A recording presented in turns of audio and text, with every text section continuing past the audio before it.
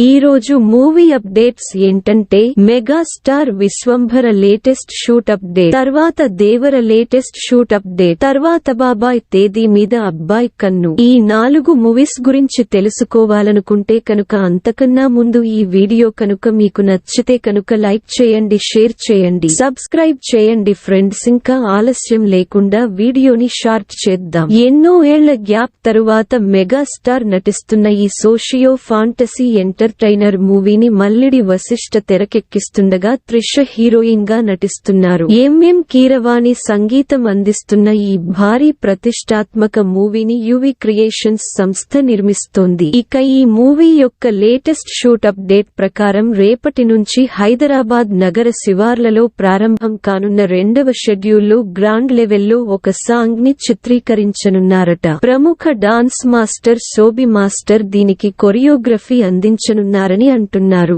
ఇక ఈ song shoot లో మెగాస్టార్ చిరంజీవితో పాటు పలువురు కీలక నటీనటులు కూడా పాల్గొననున్నారు. కాగా ఈ మూవీని అన్ని కార్యక్రమాలు ముగించి వచ్చే ఏడాది సంక్రాంతి కానుకగా ఆడియన్స్ ముందుకి తీసుకురానున్నారు. తర్వాత మూవీ వచ్చేసి దేవర.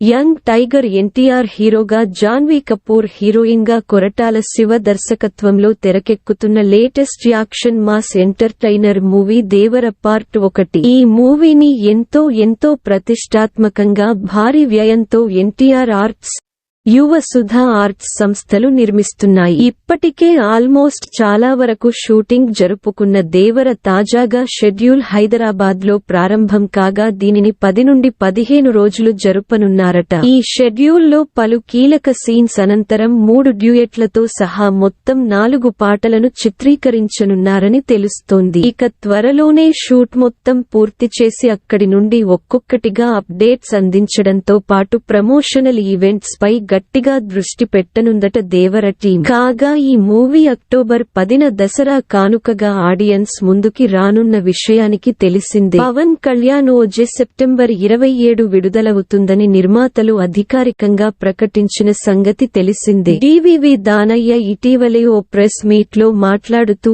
ఎన్నికలు కాగానే పవన్ 20 రోజులు కాల్ షీట్లు ఇస్తే షూటింగ్ మొత్తం పూర్తి చేస్తామని అనుకున్న డేట్ కే వస్తామని చెప్పడం వీడియోగాను బయటికి వచ్చింది. అయితే ప్యాన్ ఇండియా సినిమాలు ఖచ్చితంగా మాట మీదే ఉండే పరిస్థితులు లేవని గత 4-5 సంవత్సరాలుగా రుజువవుతూనే ఉంది. అలాంటప్పుడు ఓజీ మాత్రమే కట్టుబడి ఉంటుందని ఎలాంటి గ్యారెంటీ లేదు. అందుకే ప్లాన్ బి సిద్ధమవుతోందని ఇన్సైడ్ టాక్. దాని ప్రకారం ఒకవేళ ఓజీ కనుక తప్పుకునే సంకట స్థితి వస్తే దాని స్థానంలో గేమ్ చేంజర్ తేవాలనే ఆలోచనలో నిర్మాత దిల్ రాజు ఉన్నట్టు సమాచారం. ఎలాగూ ఇండియన్ 2 మేలో వస్తుందని చెన్నై వర్గాలు నొక్కి చెబుతున్నాయి కాబట్టి శంకర్ ఈ మార్పుకి పెద్దగా అభ్యంతరం చెప్పకపోవచ్చు. ఎందుకైనా మంచిది. షూట్ కాగానే పోస్ట్ ప్రొడక్షన్ పనులు మరింత వేగంగా చేసి ఆగస్టు కల్లా ఫస్ట్ కాపీ సిద్ధం చేసుకునేలా కార్యాచరణ రూపొందిస్తున్నారని తెలిసింది. ఇదంతా తేలిక కాదు.